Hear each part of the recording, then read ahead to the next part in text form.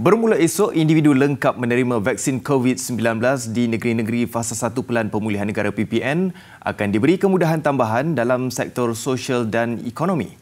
Antaranya boleh makan di restoran, melakukan aktiviti sukan, rekreasi dan riadah, serta kebenaran untuk beroperasi kepada pasar malam dan pasar minggu. Perdana Menteri sementara Tan Sri Muhyiddin Yassin dalam kenyataan berkata, pertimbangan dibuat selepas mengambil kira perkembangan positif kadar vaksinasi lengkap populasi dewasa di seluruh negara yang telah melebihi 50% lebih awal daripada yang disasarkan pada 31 Ogos 2021.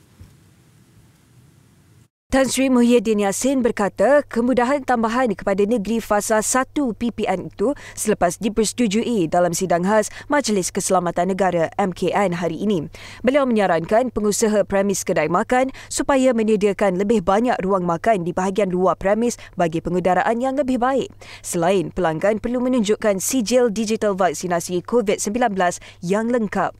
Bagi pasangan yang membawa anak bawah umur 17 tahun, mereka perlu mematuhi SOP yang ketat. Kemudahan lain yang diberikan ialah aktiviti sukan, rekreasi dan riadah tanpa sentuhan fizikal dan bukan berkumpulan di dalam daerah sama sahaja.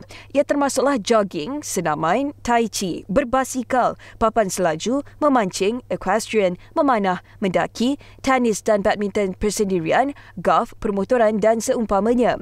Aktiviti dibenarkan dengan mematuhi penjarakan fizikal dan dilakukan di kawasan terbuka termasuk separa terbuka bermula pukul 6 pagi hingga 10 malam. Turut dibenarkan aktiviti perkelahan dan perkemahan dengan penyertaan anak-anak berusia 17 tahun dan ke bawah juga perlu mematuhi SOP. Sidang khas MKN juga bersetuju membenarkan operasi pasar malam dan pasar minggu di negeri Fasa 1 PPN. Kementerian dan agensi akan memantau kemudahan diberikan selain pemilik premis perlu bertanggungjawab sepenuhnya ke atas pelaksanaan kemudahan berkenaan. Jika berlakunya jangkitan di premis yang menikmati kemudahan itu, Kementerian Kesihatan akan segera mengambil langkah sewajarnya termasuk melakukan penilaian semula risiko serta tidak menolak kemungkinan menutup serta-merta premis atau kawasan yang terlibat selain mengeluarkan kompaun kepada pihak yang dikenal pasti melanggar SOP.